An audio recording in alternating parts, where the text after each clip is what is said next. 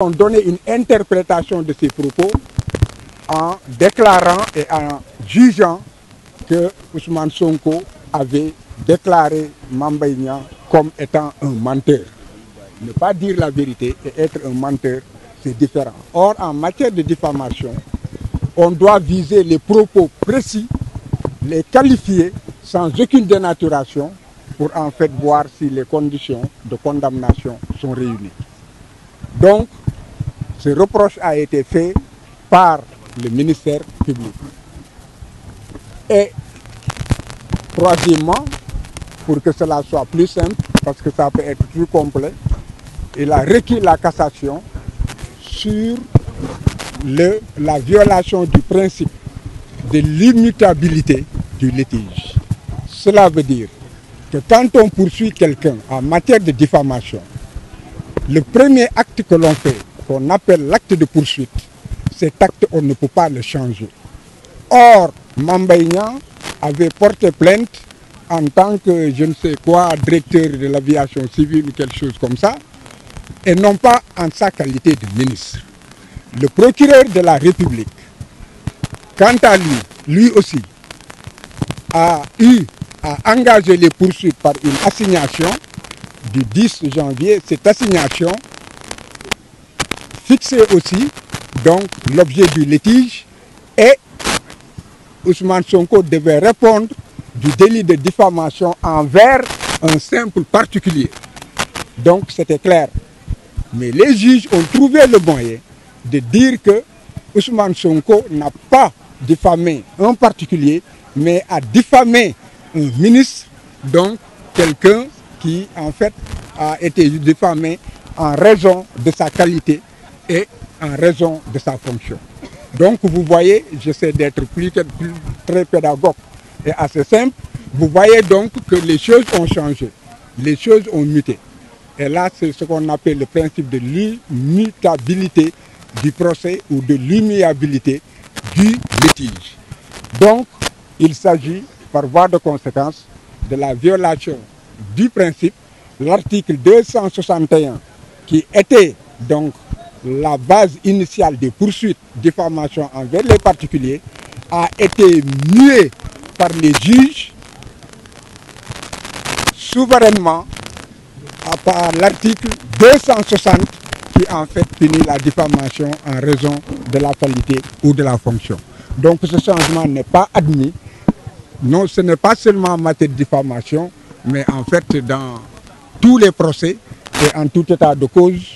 Je ne rentre pas dans certains détails. Cela n'a rien à voir avec le pouvoir de requalification d'un juge ou de disqualification d'un juge. C'est d'autres principes beaucoup plus compliqués. Donc voilà,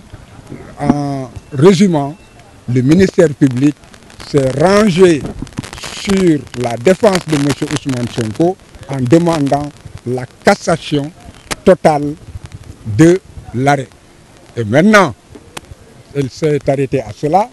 Et je dirais qu'il aurait pu demander la cassation totale de l'arrêt sans renvoi, parce qu'en tout état de cause, si c'est cassé,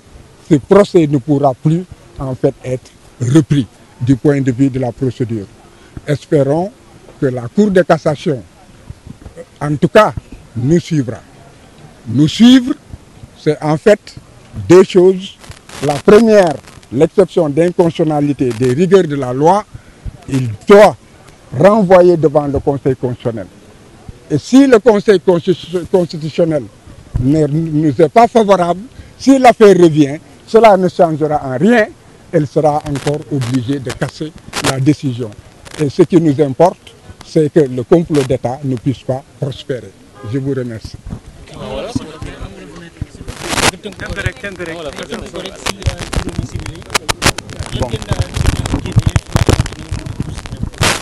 Bon, ci li ñuy tënk moom moo di que lu mot lu ëpp juróomi fukki waxtu ñu ngi fi léegi avocat yi ñëpp joxe nañu seeni lay mu desoon nag ki nga xam ne moom la ñu nekk moom moo fi toogal société bi mu di maanaam procureur général cour de cassation ki mu yebal ba mu dikkee dafa nekk ñaan bi ñuy ñaan nekk nañu jël mbir mi jébbal ko conseil constitutionnel ba xam lan lay wax ci kaw ponk bi ñu jël teg tuuma Ousmane Sonko ndax tuuma boobu maanaam dafa méngoowul ak charte bi gën a kawe ci réew mi mu di constitution méngoowul ak charte yi nga xam ne que dafay sàmm ak yelleefu doomu aadama léegi nag yoon dafa nekk loolu bu fekkee ne yëkkati nga ko ci kanamu cour suprême wala cour d'appel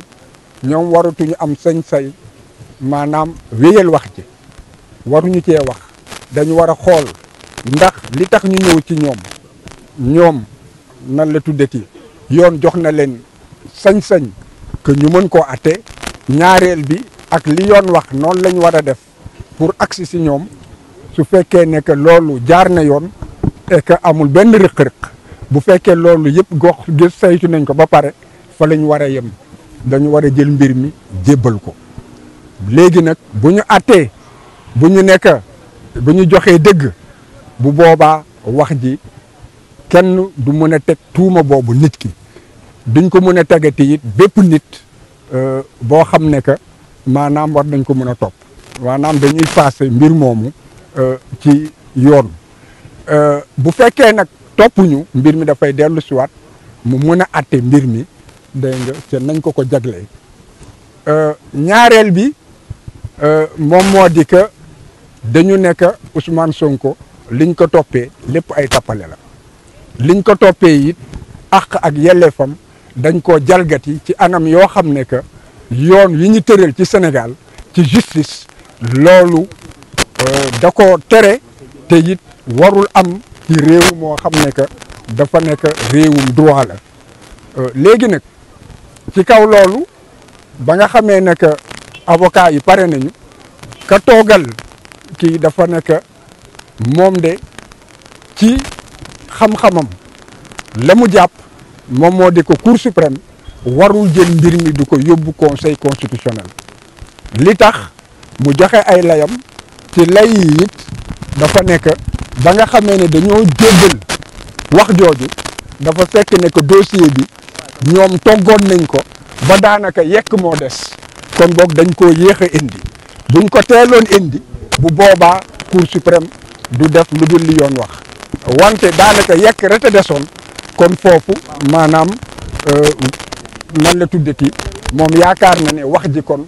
warul mën a dem ndax fekk na sóor nañu def nañu lépp lu war ñaareel bi nag mu ne kon cour suprême dafa war a wéy ci atte mbir mi jeexal ko atte bi nag te mu doon sañ-sañam mu ne benn la nga xam ne que nan la tuddati jébbal nañ ko cour suprême lépp loo xam ne yoon teg na ko pour que avocat Ousmane Sonko yi def ko ba mbir mi mun a doon ndugg bu set mu mun a ñu mun a togg bu tar ba pare it yekk daxin bu neex avocat yi def nañ ko kon boog mbir mi cour suprême amul foofu la muy wax te cour suprême it am na sañ-sañ bi léegi nag ci biir li nga xam ne que moom la ñuy joytu moom la ñu moo tax ñu ñëw ci kanamam mu ne foofu ñi nga xam ne ñoom ñoo atte mooy attekat yi la ñu atte du yoon te it yoon joxu leen sañ-sañu ñu war ko mën a jalgati noonu nee na que ci moom xam-xamam ak la ko xelam jox ak la mu gis moom moo di benn dañu nekk Ousmane Sonko bu fekkee ne que maanaam fayul amende yiñ ko teg du ak li nga xam ne que moom la ñu ne na ko jox Mame Mbaye Niang mu di 200 millions yi foofu yoon dafa nekk dañ ko war a mën a jàpp ñaari atu kaso yoo xam ne du génn te fayuñu ko mu ne loolu attekat yi foofu la ñu def du dëgg du yoon parce que yoon joxu leen boobu sañ-sañ yoon dafa dàq ci mbir yi nga xam ne que ay mbiru tuuma la dégg nga ak mbir yoo xam ne que maanaam ci sañ-sañu journaliste yi la kooku yoon dafa nekk mënuñu fa jàpp kenn bu fekkee ne que dañu la teg amende wala dañ la teg pour que dañ la teg ndàmpaay kon boog bu fekkee ne que ñoom lañ ca yokk ñoo ko yokkal seen bopp wante du yoon moom moo leen ko permettre et que yoon sax dafa bind ne tere ne que loolu waruñu koo def kon boog maa tey boobu war na tax atte bi ñu war ko niilal ñu war ko yàq mu ne ñaareel bi it gis na ne que attekat yi it jalgati waat nañu yoon jalgati boo xam ne dafa jéggi tuuma jalgati bi mu di que Ousmane Sonko dafa li mu wax dafa leer moom moo di que nan la tuddati bu fekkee ne que Mame Mbaye Niang nee na que ne rapport bi amul dégg nga waxul dëgg mu ne loolu ci yoon bi ñuy doxe xam-xam bi dafa leer moom moo di nit ki li mu wax loolu ngay jël xool yoon naka la koy toppee ndax lépp lu nit wax ak lépp lu nit def kooku yoon daf ci teg ponk te ponk boobu mënoo jël beneen ponk nga jaawale ko wëlbati ko ñu ne kon boog bu juge yi taxawee maanaam ubbi seeni bët firi seeni moustache ba pare nekk Ousmane Sonko dafa nekk Mame Mbaye Niang fenkat nga loolu nekkul waxul loolu kon boog ñoom ñoo jël la Ousmane wax ñoom ñu waxee ko ñoom nañ ko bëggee te loolu yoon da koo dàq kon boog loolu wane na ne que atte bi warul atte bi setul atte bi du ñangasul rek dafa di atte bu tilim boo xam ne que dañ koo war a faase dañ koo war a maanaam dañ koo war a tojati ko maanaam saayal ko ñetteel bi mu ne it li mu gis maanaam ci dossier bi dañu nekk nit ki mënuñu la topp nekk da nga gaañ nit ñu dem ba ci biir nga war a taxaw ñu lay atte ñu ne ah dañ la fi indi pour nga gaañ nit wante ñun liñ lay atte ñun tey bii nga taxaw ab càcc lañ lay toppee yoon dafa dàq loolu nit ke la nga koy toppee ba nga xam ne loolu la préparé war a ñëw tontu ci amatu yoon joxul magistrat mu am sañ-sañ toppee ko leneen lu dul li tax mu ñëw te fii dañoo gis ne que Mame Mbaye Niang dafa porter plainte ne moom maanaam ab Samba Boy la ni Ciré Clédor boo xam ne que maanaam tuumaal nañ ko tuuma yoo xam ne dafa yàq deram ci loolu la wéyee ñaareel bi procureur yi ba mu ne Ousmane Sonko kaay wuyu si ñu atte la dafa ne kaay wuyu si parce que Mame Mbaye Niang kat nee na que moom xam ne nit bu ñàkk solo la dégg nga dal nga ci kawam yàq nga deram toroxal nga ko tilimal nga ko mu ne kon bokk loolu yoon dafa nekk ci loolu la Ousmane war a tontu et que mënuñu ci dugal leneen ba ñu dikkee nag ñoom ci seen sañ-sañ ñu jël mbir mi wëlbati ko ne Ousmane waaw Mame Mbaye de nee na moom nit ku ñàkk solo la wante pour ñun borom solo la ndax ministre la woon ndax la nga koy tuumaal boobu ministre la woon kon dañ lay atte comme bu dee ab ministre moom nga ñàkkal solo ba pare daan ko ci kaw loolu kon gis ngeen wëlbati bi mu ne loolu yoon nanguwu ko te it ci xam-xam loolu sañ-sañ boobu dañ koo dàq kon wane nañ ne que atte bi jaarul yoon que dafa di atte boo xam ne que maanaam dañu war a dañ ko war a saayal